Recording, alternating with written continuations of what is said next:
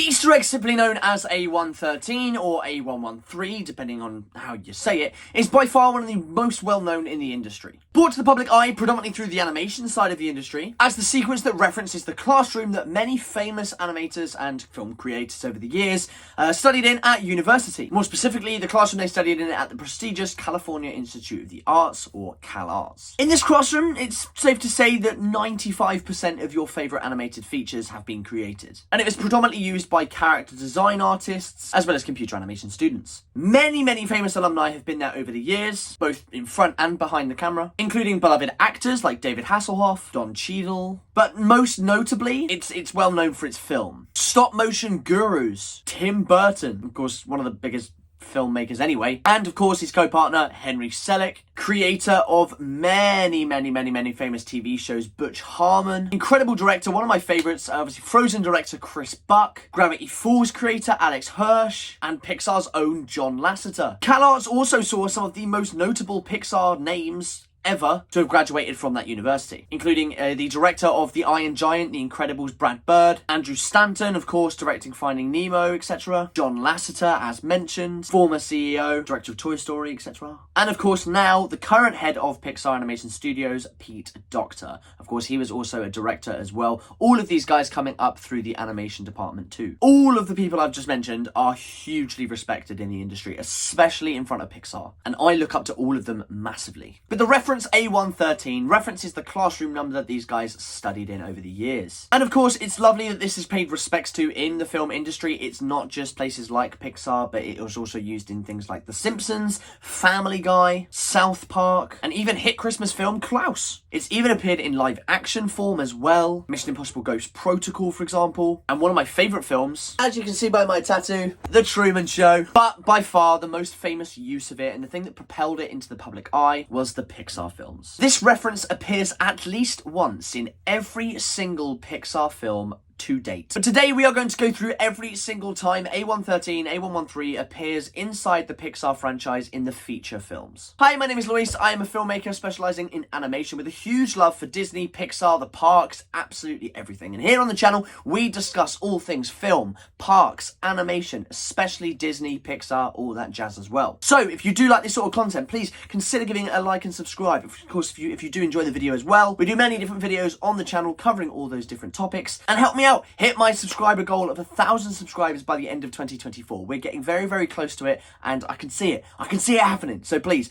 make my year, my dream, my goals come true. Get us to 1,000 subscribers. And of course, check out my TikTok as well. We do cover things, all things park animation, Disney, things like that. And if you do come over from my YouTube shorts and stuff like that, a lot of that content is over there on TikTok. So you can see it from the best of both worlds. But let's get into it. Starting back where it all began, John Lasseter, one of the founders of Pixar, ex-CEO, director of Toy Story, Cars. He worked for Disney before actually being fired by the company for being such a big threat. Back in the day, 3D animation did not exist. Before 1995, 3D animation realistically was a huge gamble. It was being used every now and then in pieces of filmmaking throughout the Disney company and others, but no film was ever a fully 3D animated feature. John Lasseter wanted to change that. Of course, this ended up being a huge mistake from Disney because they later then hired John Lasseter back when they bought Pixar in 2013 as a major merger for a whopping $7.4 billion. Can you imagine that feeling? You thinking you've got an idea, you getting laid off by the biggest animation company in the world, and then 20 or so years later, them buying your company for nearly $7.5 billion with a B. Pixar first then used the reference when the company was set up in 1995 with Toy Story. Now, Toy Story had a little bit of a rocky start, that's safe to say, and we will be covering that on the channel. So hit that like and subscribe and turn on that bell notification to see all the videos coming out in the future. But the 1995 classic became an absolute instant sensation. And the A113 Easter egg is kind of an easy one to spot. It wasn't too complicated, and the reference can be seen on the back of Andy's mother's minivan, on the license plate, or registration plate, depending on where you're from. The same reference would then be seen in 1999's Toy Story 2, as well as 2010's Toy Story 3. And sticking with the sequel, although jumping over the next film, which we'll come on to in a second, we see an additional version of A113 making it 2 appearances for Toy Story 2, the first being Andy's mother's minivan, and the second being at the end of the film when Stinky Pete meets his demise. He is put back through the bag carousel. Not that I know why this girl has put her backpack onto hold luggage. just would have cost a lot of money. But this time, instead of a visual cue, it's an audio cue. We hear someone repeating over a tannoy, Lassiter flight A113.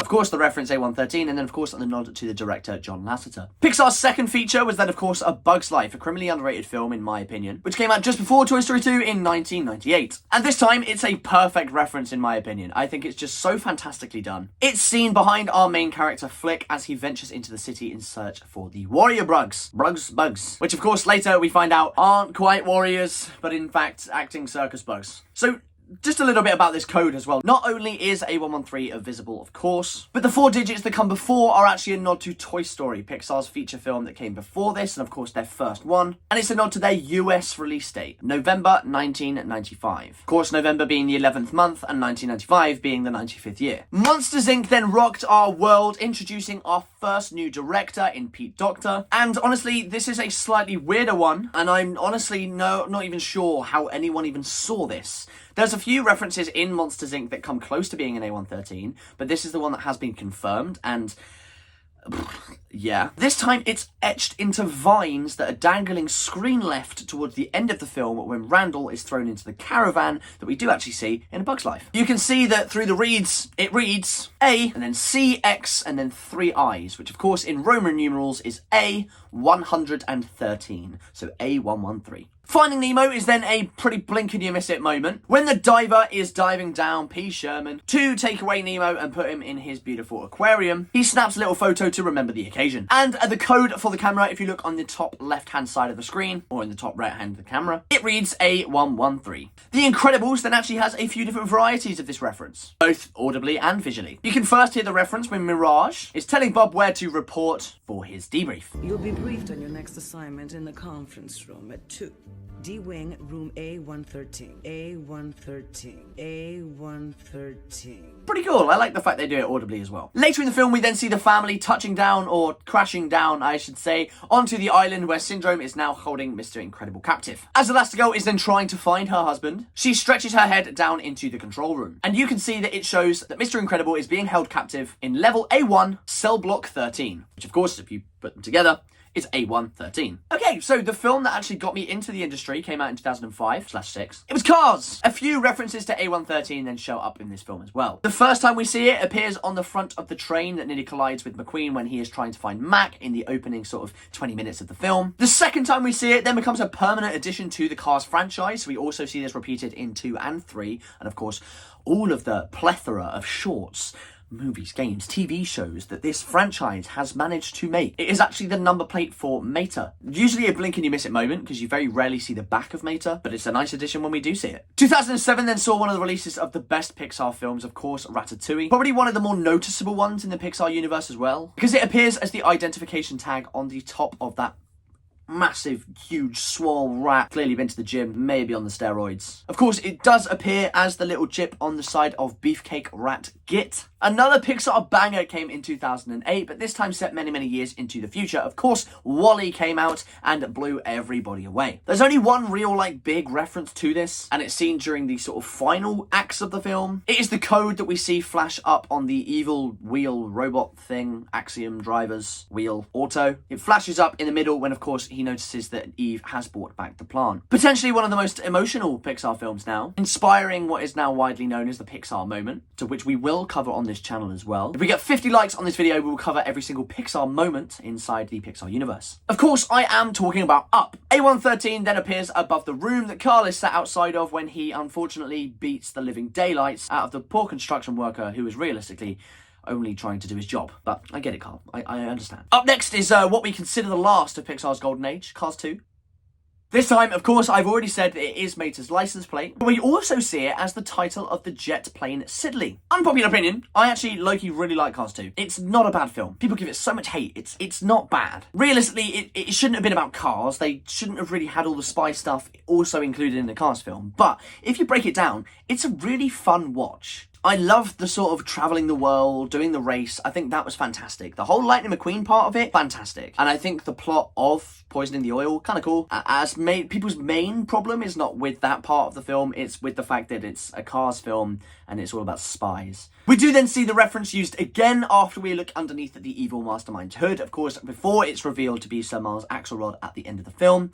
Spoilers if you've never seen Cars 2, you're missing out. Pixar's first and so far only princess then blessed our screen in 2012. And similar to the Monsters Inc. reference, mainly due to the fact this is technically a period piece, we see an engraving of the numbers on the witch's hut. But yes, above her door we do see the same etchings, A and then C, X, I, which of course, as I mentioned before, is A113. Up next, my favourite sequel just outside the Toy Story franchise, of course, yet again a criminally underrated film, is Monsters University. And it's just so, it's perfect. So perfectly done with a brand new world to build, with great new locations, characters. It was just so well done. In fact, if you guys saw my Disney Infinity video, you'll realise why I have a slightly better connection to Monsters University.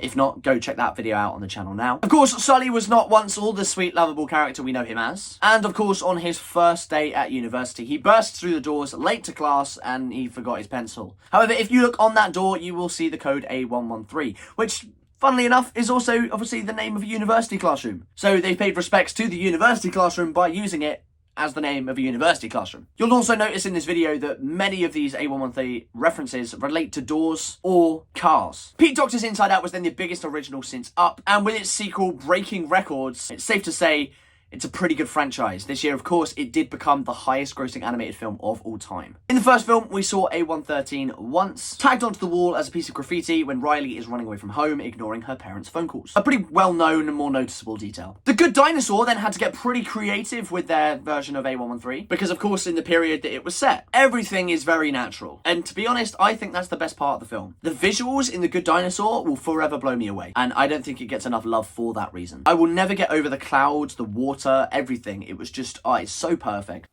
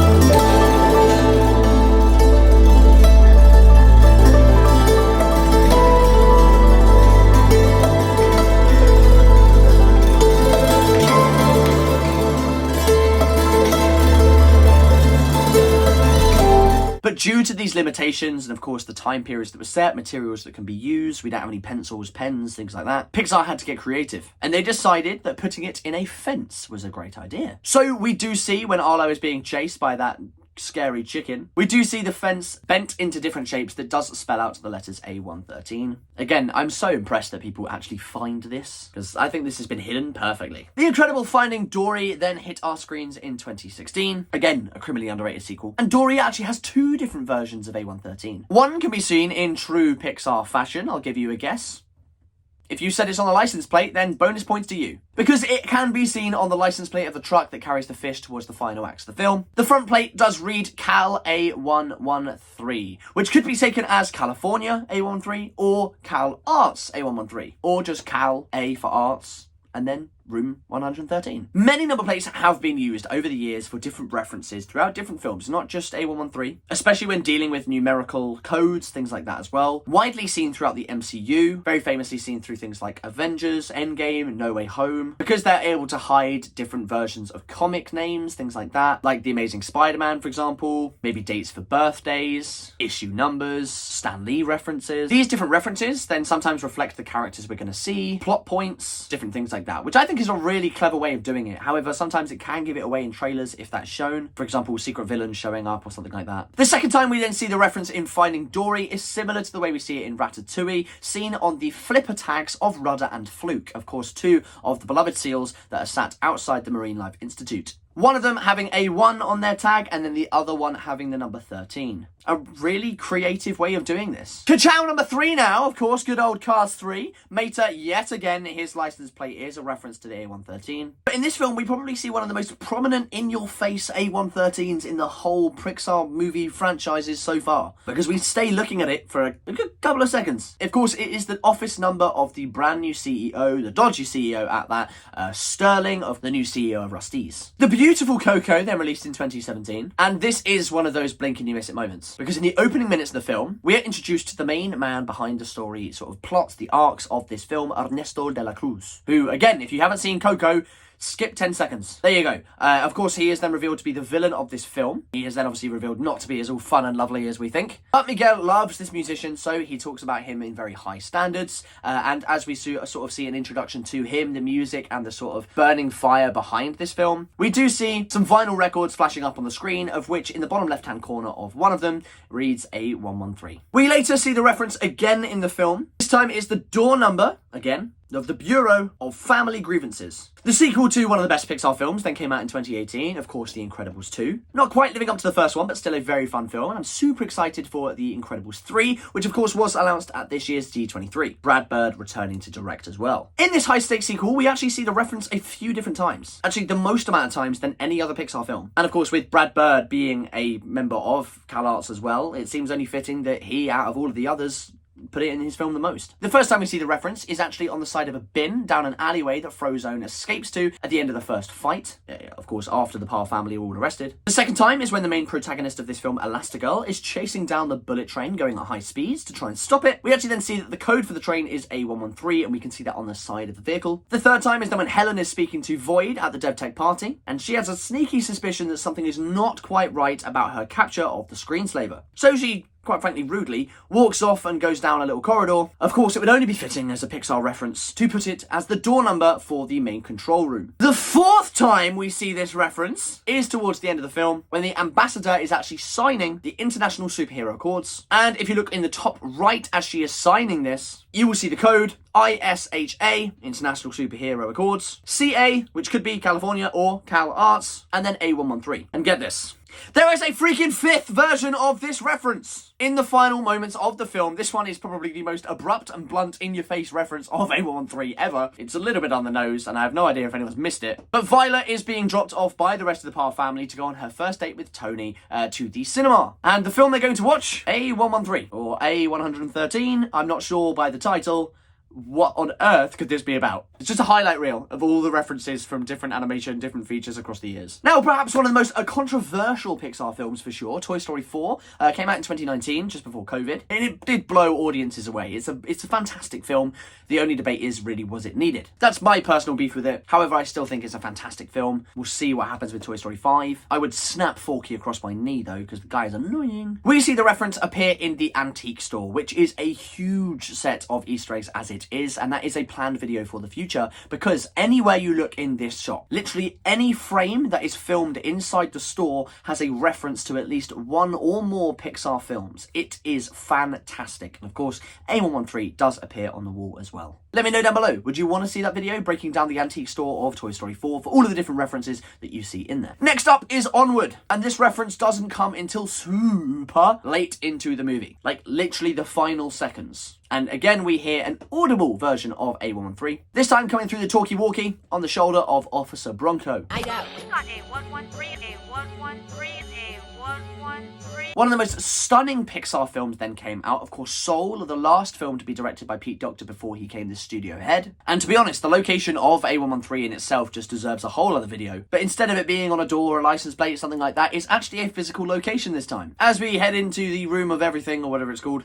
to the right-hand side, you will see a little sign pointing in different directions, of which one of the locations is A113. We also then see the reference repeating later on, in similar to the Inside Out fashion, another Pete Docter film. We also see it graffiti tagged on the wall. Funnily enough, both films mention pizza, both films directed by Pete Docter, and both have a graffiti tag. Of course, this scene is when 22 and Joe do come to the real world, and 22 is feeling slightly overwhelmed in Joe's body, so Joe goes to find 22 a slice of pizza and run into Remy's cousin. The wonderfully quaint and beautiful film Luca hit our screens in 2021, and for me is severely overlooked, and I think that is predominantly due to the fact it was straight to Disney Plus during the pandemic. It's such a beautiful story, great characters, and by far one of the most emotional Pixar films, and by far one of the most heartfelt Pixar moments. And during that moment, we actually see A113. Of course, towards the end of the film, again, skip 10 seconds if you haven't seen Luca, but we do see at the end of the film when Alberto buys Luca a train ticket from Porto Rosso to get on the train with Julia. Next up is quite frankly one of the strangest Pixar films for sure. I think this film needs no introduction, of course, Turning Red. The A113 Easter egg appears towards the end of the film in probably one of the most controversial scenes of the film, as the mother fighting her own daughter in another blink and you miss it moment. The Easter egg, I mean, not the film. We see the code appear on the side of the chalker that is pushed by Mimi's friend, who looks suspiciously like Boo. Right, now, Lightyear came out, and before I tell you the reference, I must say, I liked this film. I really don't get the hate. It's nowhere near as good as the Toy Stories, or some of the other Pixar titles, but by God is it a fun film. The downfall of this film, in my opinion, is that this was packaged as the film that Andy saw to then buy the Toy of Buzz. But there were so many features that the Toy of Buzz has